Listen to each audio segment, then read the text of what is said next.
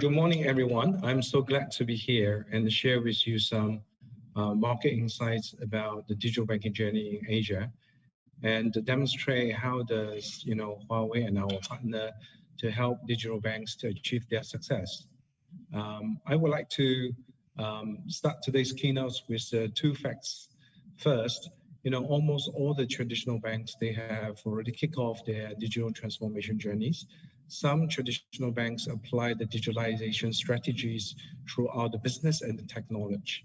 And others may partner in different ways, including extending their digital-only business in other countries, like DBS, right? They launched a digital-only bank in India, and the UOB, they launched, Tomorrow Bank in Thailand and Indonesia.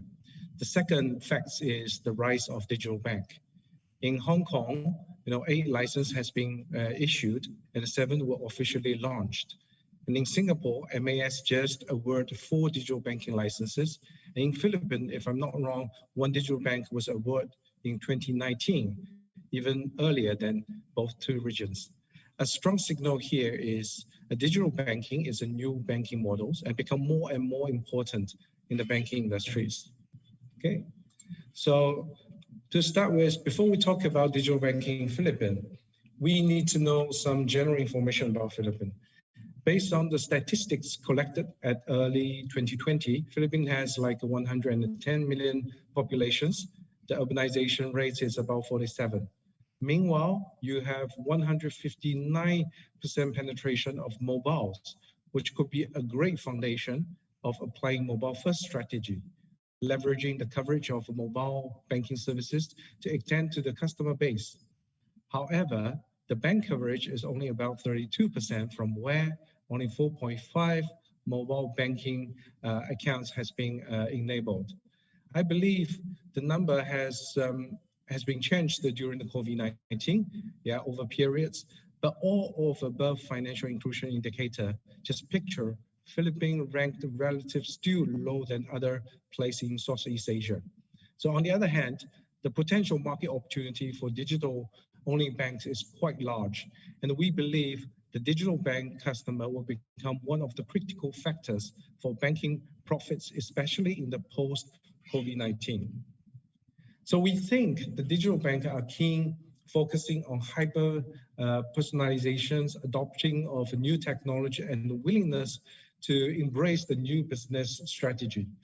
There are 3 markets are driving the growth of digital banking in Asia Pacific, like serving the unbanked customer. It is primary factors in emerging markets. Digital banking introduced some very simple banking products through accessible means other than branches.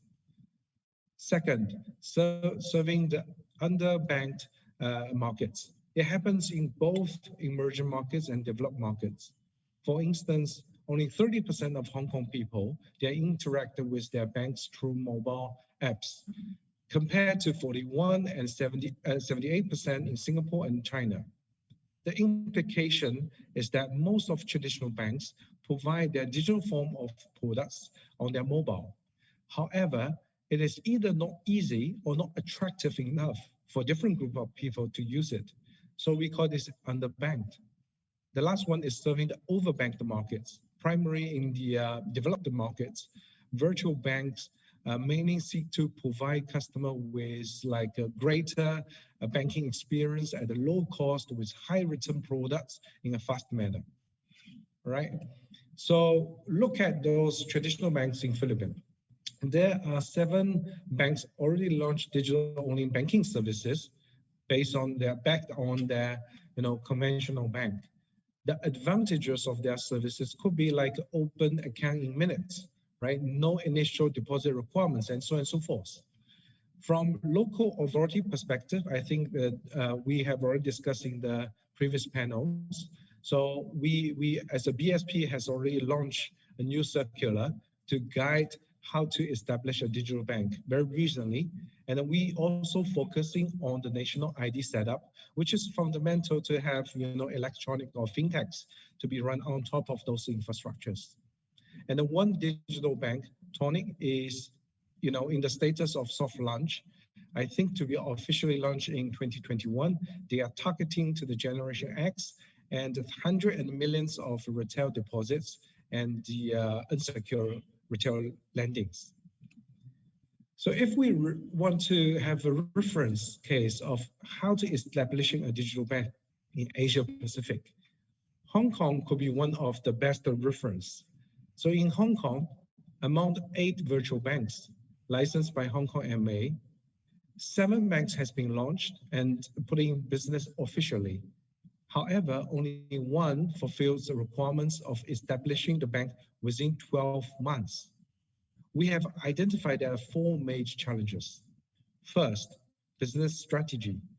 It is essential to clearly define the target customer and the value propositions for which a robust business plan should be designed. Second, technology. Digital bank need to embark on technological innovation journey as the source of innovation will be a critical factors to increase the market share and its competitiveness. There must be a robust technology and outsourcing risk management in place to support digital banking on top. Risk and control. Don't never underestimate the tech risk, concerned by authorities, like a conventional bank, which they include the protection of the customer data, right? Last, the people. So we realize in Hong Kong, there's a frequent changes of senior management with diverse directions and visions of the bank. Therefore, it will cost a longer time to establish. Also, a digital bank are requiring a lot of technical and banking knowledge talents from the markets. So to address those issues, we have already proposed, this is a digital banking framework we would like to share with the market players, which can help them to build a strong market positions at early stage. First, vision and value proposition. As a first step, it is essential to clearly identify target customer and the value proposition for which a robust business plan should be designed. So second, innovation products as a first pillar, where a digital-only bank can only make a difference is in offering differentiated products and services with a fantastic convenience. Offering a game-changing products is key to acquire the digital customer and differentiate themselves from the digital players. The second pillar is cloud-enabled core.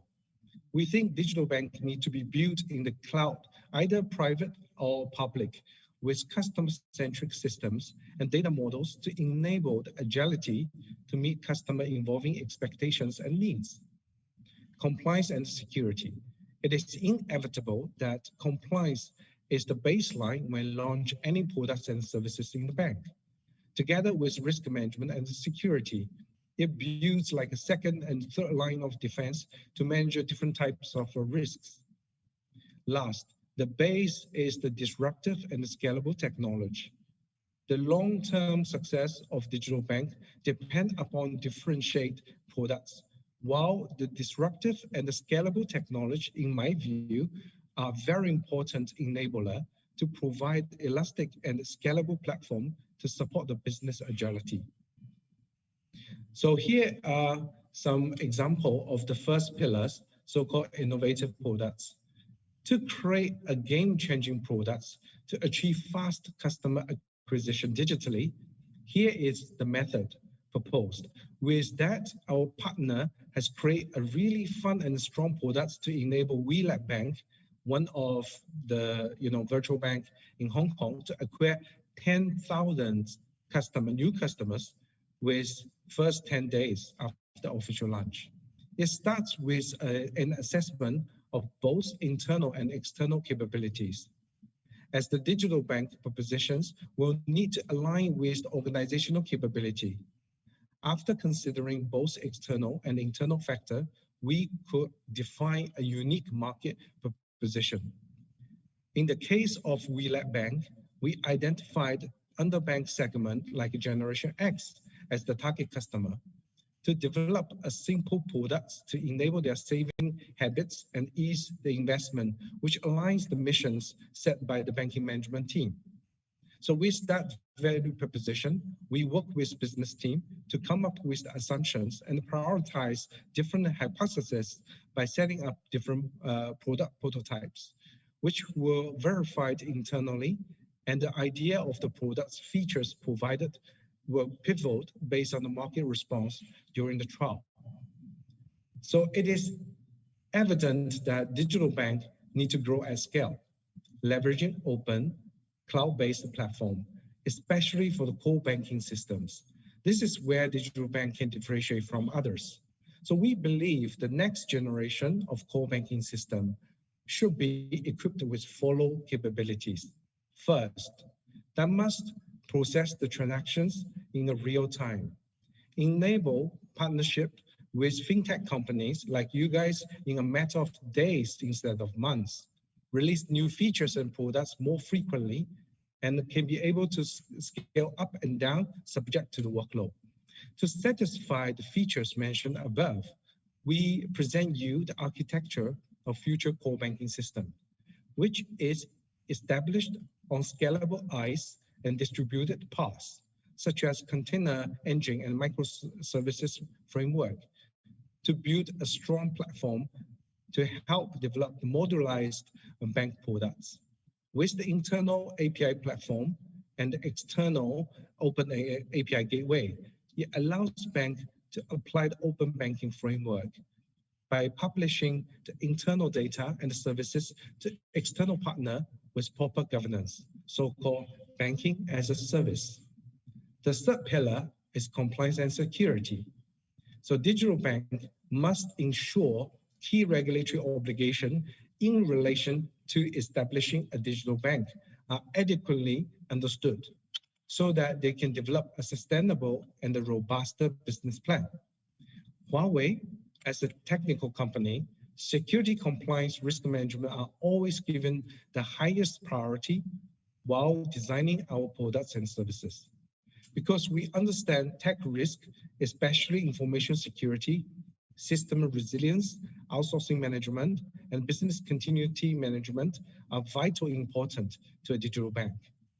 Here, we list the 4 of the most common regulations that every bank needs to comply with in Singapore. But however, in Philippines, the similar regulation is established like a circular number 808. So for Huawei, we have proactively addressed those relative regulatory requirements and come up with those responses to help banks perform the due diligence while selecting the service providers. So those information are published on our public information repository, so-called Trust Center. You can get the link below. The last piece of the framework, we have divided them into 4 areas. As you know, the digital banks are nimble and carry no legacy burden. They tend to be fully digitization from front-end customer interface to the back-end operation. To achieve that, digital bank will utilize the latest technology to serve target customer segments and enhance the customer experience. So they will also make use of like open banking framework, cloud computing, big data with artificial intelligence, and blockchains to improve and accelerate this goal. So what we would like to present you is for the open banking framework, because none of the bank can own all the platforms. So the best way is to stay where the customer is. So the digital bank can understand more about customer behavior through interaction and data they collected from different channels. So also, it makes the whole experience joyful so that the customer will stay with the bank longer. For instance, digital bank will reward the customer loyalty differently. They can definitely seek for offer rewards from their partner ecosystems that matches the interests of their customers rather than one-size-fits-all reward models. Therefore, for digital banking, partnering the service providers who has a strong ecosystem is essential to developing a bank ecosystem faster. So Huawei has been building our cloud ecosystem to support the open banking framework, helping customers to connect to the best fintech, not only from China, we're also exploring the local fintechs as well. so that the customer can leverage innovative capability to connect to its digital core and establish the omni-channels in many different ways. For digital bank, one of the biggest challenge is launching within a very short time frame. Cloud computing can provision a secure and scalable environment in soonest manner. With the concept of software-defined data center, all infrastructure hosted in different data center can be virtualized and delivered as a service. It offers the flexibility to set up a data center in either active or active passive mode, because all infrastructure become a unified resources across different data center. For hybrid cloud platform, Huawei developed a unified cloud management tool we call Manage One, which enable the cloud federations for digital banks. With that, customer can not only access full cloud services offered by Huawei, yet also offer the capability of essentially manage the services provided by different cloud service providers. So with the intelligent data platform, the application could be built as a microservices and running on a containerized and dynamic platform that supports the digital core. Omni-channel and the banking services offered by Huawei's partners are running on top of it. As mentioned, digital banks depend on the online and electronic channels. When traditional banks, they may still rely on physical branch plus some mobile apps, but both need a very high quality data. A consistent and enterprise data solution could become more and more competitive. To address this demand, while we devote ourselves to offer an AI-enabled data platform with advanced MPP database, big data analytics, and the machine learning capability to drive business innovation, to unlock deeper and richer insights from those raw data from customer financial to meet the customer financial needs. Blockchain is another technology set to fundamentally transform banking and financial services. It decentralizes financial management from a central authority to a widespread network of computers or entities. Especially in the trade finance business, it introduced the smart contract, which allow business to automatically trigger the commercial actions based on that defined criteria. With audit trial that provide improved traceability and transparencies. As a result, the business can reduce both fraud and compliance cost. Blockchain services on public cloud is highly available and secure. The blockchain platform offered by Huawei. We built this platform on the Docker and the Kubernetes, leveraging Huawei public cloud network, which allows digital bank to conveniently create, deploy, and manage the applications with high reliable and scalable cloud resources. Huawei is also ready to support Philippine local financial customer to have access to different industry in China by joining the industry, blockchain's network.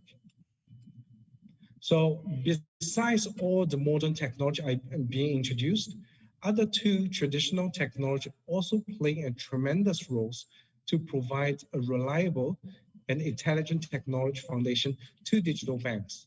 They are network and the storage infrastructure.